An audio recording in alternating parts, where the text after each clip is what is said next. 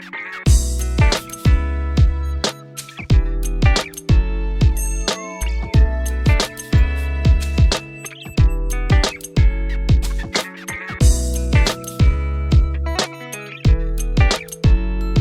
ভিডিওটা বেশ খানিকটা ইন্টারেস্টিং হতে যাচ্ছে, কারণ আমার হাতে এই মুহূর্তে আছে একটি Wi-Fi 6 এর রাউটার, যার দাম আবার খানিকটা চমকে যাওয়ার মতো। অনলি 5600 টাকা একটা Wi-Fi 6 এর রাউটার, তাও আবার AX3000 স্ট্যান্ডার্ডের। এটা TOTOlink X6000r মডেলের, এটা একটা ডুয়েল ব্যান্ডের রাউটার। এটা ভালো হবে কিনা আপনাদের মতো আমিও সেই জিনিসটা জানতে চাই। আর আসল কথাটা হচ্ছে এই জিনিসটা ভালো না খারাপ সেই চিন্তা আসলে পরে। এই দামে এরকম একটা স্পেক্স কেমনে সম্ভব, বরঞ্চ সেই চিন্তাটা আগে করা উচিত। ছোটখাটো এবং চিকন চাকন এই বক্সের ভিতরে যা আছে তা কি আসলেও এই দামে ওর্থ ইট? মনে হচ্ছে না যে কম দামে একটু বেশি দিয়া ফেলাইছে? ঠিক তাই, পুরো ভিডিও জুড়ে আমি মাজহুল ইসলাম থাকবো আপনাদের সাথে, আর আমার সঙ্গে থাকবে পানির দামে পাওয়া এই Wi-Fi 6 রাউটারটা, এবং আপনারা দেখছেন TSP মানে টোটাল সলিউশন প্লাস। বক্স কন্টেন্টগুলো একদম যা থাকে তাই।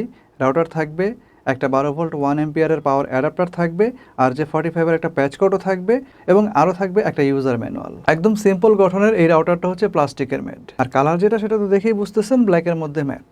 রাউটারের বডির যে ডিজাইন সেখানে এক্সট্রা তেমন কোনো এগ্রেসিভনেস নাই। মানে সাধারণত এই স্ট্যান্ডার্ডের রাউটারগুলো একটু যেরকম হয় যে একটু হালকা দেখতে এগ্রেসিভ লাগে, ঠিক তেমনটা না।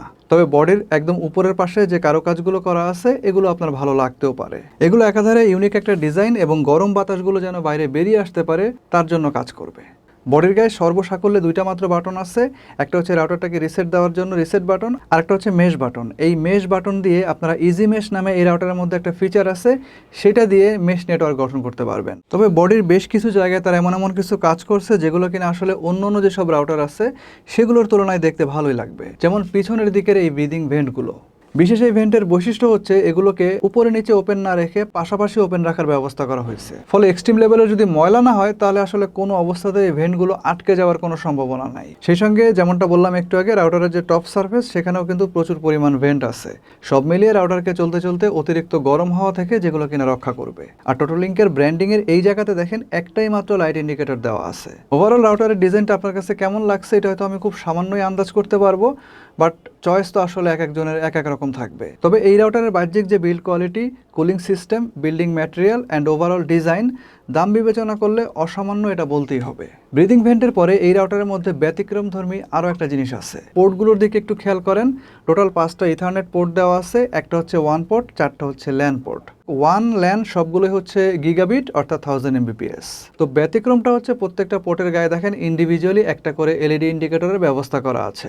এই জিনিসটা আপনারা অধিকাংশ সময় দেখবেন যে ল্যানের যে রাউটারগুলো থাকে অথবা সুইচগুলো থাকে, সেই সুইচের বা ল্যানের রাউটারের প্রত্যেকটা ল্যান পোর্টের সঙ্গে একটা করে ইন্ডিভিজুয়াল লাইটের ব্যবস্থা করা থাকে, যেন প্রত্যেকটা ল্যানের যে ইন্ডিভিজুয়াল স্ট্যাটাস সেটা যেন বুঝতে পারা যায়। সো এই রাউটারটার ক্ষেত্রে আপনি এই জিনিসটা খুব সহজেই বুঝতে পারবেন। ইউজুয়ালি আমাদের যে অফিস সেখানে প্রচুর পরিমাণে ল্যান পোর্টের ডিমান্ড থাকে। সো কোনো রাউটারকে আমরা যখন টেস্টিং পারপাসে ইউজ করি তখন আসলে কোনো ল্যান পোর্ট খালি রেখে চালানো সম্ভব হয় না। তাই ল্যানের মাধ্যমে এই রাউটারের যে ফুল পোটেনশিয়াল সেটা আমাদের পক্ষে পরখ করে দেখা সম্ভব হয়েছে, এবং সেই এক্সপিরিয়েন্সটা ছিল গুড এনাফ।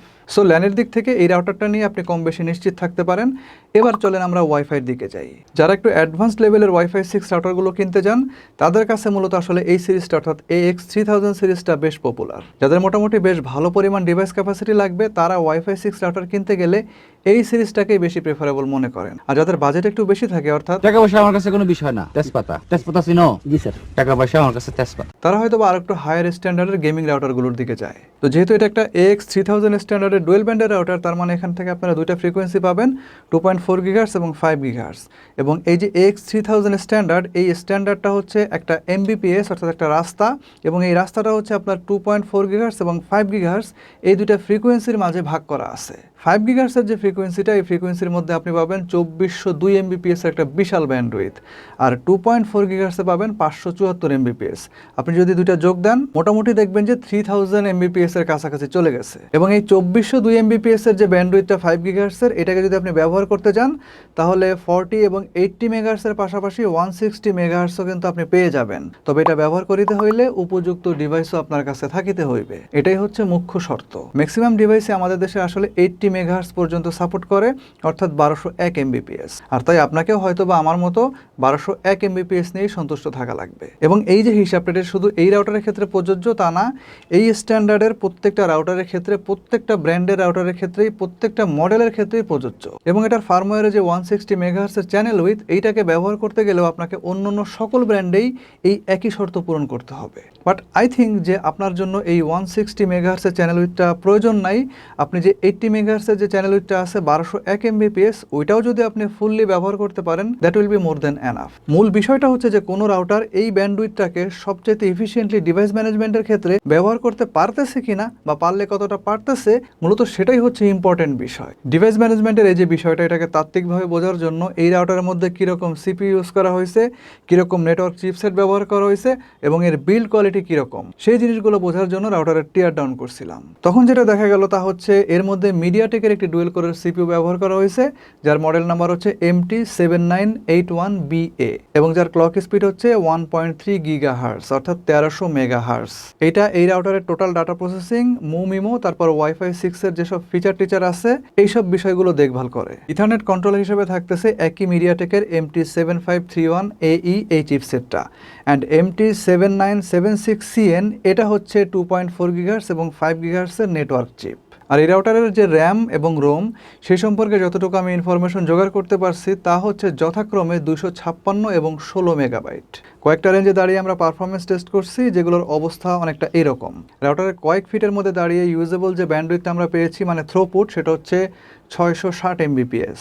30 ফিট দূর থেকে যেটা ছিল 70 এমবিপিএস এর মতো, এবং 45 ফিট দূরে দাঁড়িয়ে পাওয়া গেছে 10 এমবিপিএস। এই স্ট্যান্ডার্ডের অন্য ব্র্যান্ডের যেসব মডেল আমি পরীক্ষা করছি তাদের সাথে আসলে এইটার খুব বেশি একটা পার্থক্য নাই, স্পেশালি যেগুলোর দাম হচ্ছে 5,500 থেকে 6,000 টাকার মতো, অর্থাৎ এইটার মতো। দামটা মাথায় রেখে আপনি যখন এই রাউটার থেকে কোনো কিছু করতে যাবেন, পারফরমেন্স দেখলে আপনার কাছে মনে হবে ও ইটস ওকে, ইটস ফাইন। ওয়াইফাইয়ের যে কার্যকারী রেঞ্জ, এটা যদি আমি রাউটারকে মাঝখানে রাখি তাহলে ডানে বামে সামনে পিছনে যেদিকেই যাবেন 40 ফিট পর্যন্ত অলমোস্ট অ্যাকুরেট পাওয়া যায়। মোটামুটি হ্যান্ডসাম অ্যামাউন্ট অফ থ্রোপুটও কিন্তু সেখানে থাকে। স্কোয়ার ফিটে যেটা কনভার্ট করলে দাঁড়াবে 1600 square feet. So according to my experience, আপনি যদি 2000 স্কোয়ার ফিট পর্যন্ত যান কোনো সমস্যা নাই, সেখানে গিয়ে এটাকে চালাতে পারবেন। বাট 1600 স্কোয়ার ফিট পর্যন্ত এটার ফুল স্পিডের রেঞ্জ পাওয়া যায়। লো সিগন্যালে খুব বেশি একটা ঝামেলা করে না, সেখানে আপনার ধরেন যে ভিডিও কল অথবা ইউটিউবিংয়ের মতো কাজগুলোও কিন্তু স্বাচ্ছন্দ্যের সাথে করা যায়।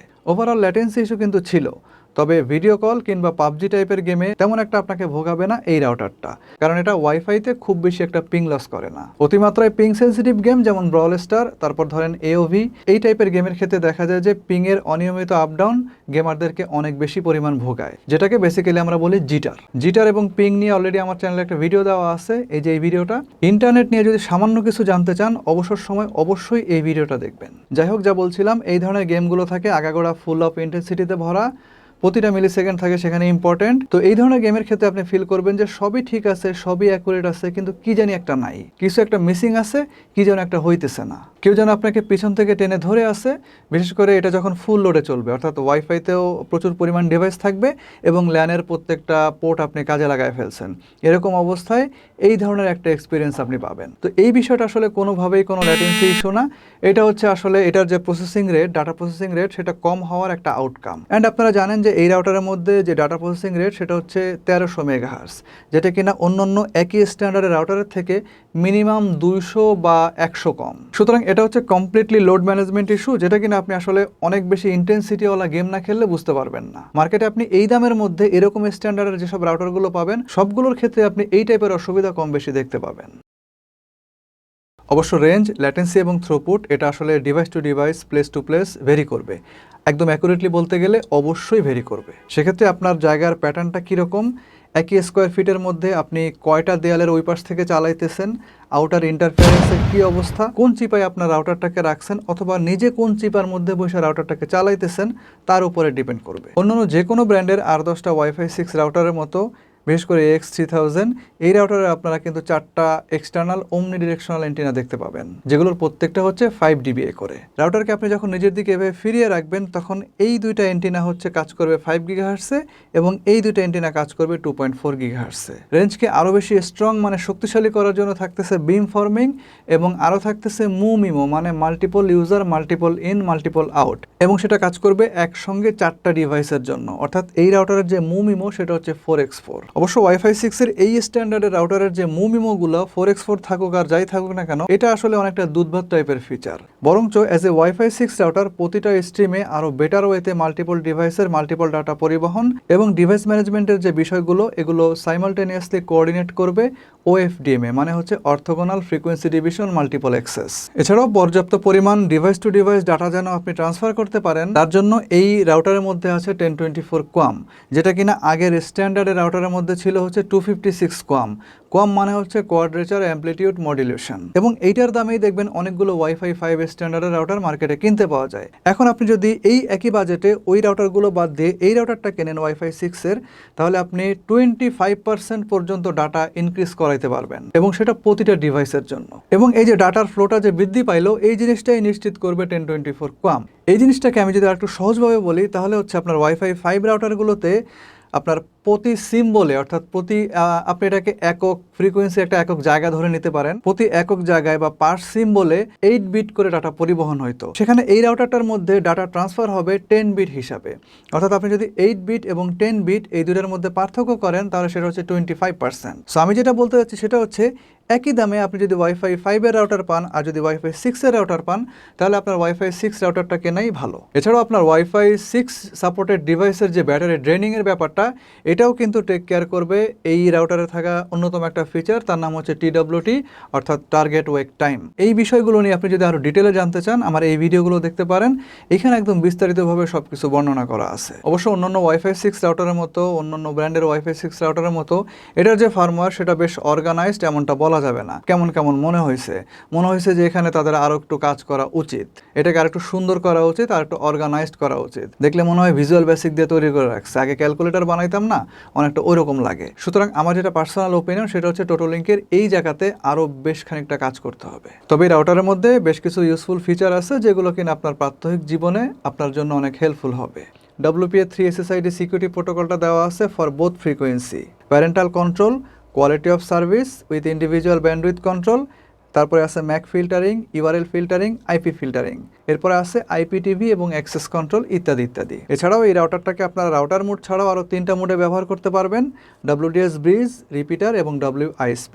এছাড়া এই লেভেলের এখনকার মোটামুটি সব রাউটারে মেশ ফিচারটা থাকে, এইখানেও কিন্তু এই ফিচারটা দেওয়া আছে, এবং এই ফিচার সংশ্লিষ্ট একটা বাটনও কিন্তু এই রাউটারের গায়ে দেওয়া আছে। এই রাউটারের অলমোস্ট যে কোনো সেটিংস আপনি TOTOlinkের যে অ্যাপটা আছে সেই অ্যাপের মাধ্যমে কন্ট্রোল করতে পারবেন। তবে ফার্মওয়্যারের মধ্যে অনেকগুলো ইম্পর্টেন্ট ফিচার যেগুলো আসলে অন্য অন্য রাউটারের মধ্যে থাকে এই রাউটারের মধ্যে দেওয়া নাই, সেটা হচ্ছে ধরেন যে এয়ার টাইম ফেয়ারনেস, তারপরে রিবুট শিডিউল, এই জিনিসগুলো কিন্তু খুবই কাজের জিনিস, এটা এই রাউটারের মধ্যে আমি অনুপস্থিত পাইছি। প্যারেন্টাল কন্ট্রোলটাও দেখেন কেবলমাত্র টাইম শিডিউলের মধ্যে সীমাবদ্ধ।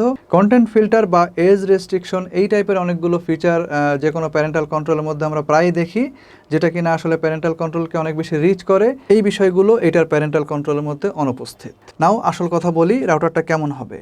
মার্কেটে এই দামে অন্য অন্য ব্র্যান্ডের যেসব রাউটারগুলো পাওয়া যায় সেগুলোর তুলনায় এটার অবস্থা কীরকম। থ্রুপুট টেস্টের সময় যেমনটা আমি বললাম যে মোটামুটি ওগুলোর মতোই রেজাল্ট পাইছি, প্লাস আপনি যদি ওগুলোর দামের সাথে এটার যে পারফরমেন্স সেটা তুলনা করেন তাহলে পারফরমেন্সের যে অবস্থা অথবা ল্যাটেন্সির যে অবস্থা অলমোস্ট ওগুলোর মতোই, খুব বেশি একটা পার্থক্য এখানে পাই নাই। আপনি ওগুলোকে খুব বেশি এটা থেকে ভালোও বলতে পারবেন না, আবার ওগুলোকে খুব বেশি খারাপ বলতে পারবেন না এটার তুলনায়। এই মডেলটাকে আমার কাছে অনেকটা রেঞ্জ এবং পারফরমেন্স সব মিলিয়ে এই দামে অনেকটা ব্যালেন্সড রাউটার মনে হয়েছে। পারফরমেন্স এবং রেঞ্জ দুই ক্ষেত্রে আসলে এই রাউটারটা বেশ ভালোই পারফর্ম করছে। সুতরাং যারা 1600 স্কোয়ার ফিট থেকে 2000 স্কোয়ার ফিট এবং যাদের বাজেট আসলে কোনোভাবেই 6000 টাকার উপরে যাচ্ছে না, প্লাস আপনার বাসায় 45টা প্লাস ডিভাইস আছে, তারা TOTOlinkের এই মডেলটার কথা চিন্তা করতে পারেন। আপনার আইএসপির কানেকশন যদি মোটামুটি ঠিকঠাক লেভেলের থাকে তাহলে আপনি সাধ্যের মধ্যে সবটুকু সুখ এইরকম একটা থিম মাথায় রেখে এই রাউটারের দিকে অ্যাপ্রোচ করতে পারেন। আপনার আইএসপি থেকে নেওয়া লাইনের যে ব্যান্ডউইথ সেটা যদি কমও থাকে সমস্যা নাই, বাট লাইনের কোয়ালিটি হইতে হবে ভালো, সেখানে ল্যাটেন্সি থাকতে হবে কম, জিটার থাকতে হবে কম। জিটার নিয়ে যে ভিডিওটা করছিলাম ওইটার লিঙ্ক আমি অবশ্যই ডেসক্রিপশনে দিয়ে দিব। ওই ভিডিওটা দেখলে আপনারা বুঝতে পারবেন যে আপনার আইএসপির লাইন আসলে কীরকম হওয়া উচিত, একটা আদর্শ লাইন আসলে কীরকম হওয়া উচিত। সো এই ছিল ভিডিও। যদি ভিডিও ভালো লাগে অবশ্যই ভিডিওতে লাইক দেন, চ্যানেলটাকে সাবস্ক্রাইব করে রাখেন। আর হ্যাঁ, যদি রাউটারটা পারচেস করতে চান তাহলে ডেসক্রিপশন বক্সে একটা লিঙ্ক দেওয়া আছে, ওইটাকে ফলো করতে পারেন। শীঘ্রই আসবো নতুন কোনো ভিডিও নিয়ে, নতুন কোনো রিভিউ নিয়ে। সে পর্যন্ত সবাই ভালো থাকেন, সুস্থ থাকেন। আল্লাহ হাফেজ।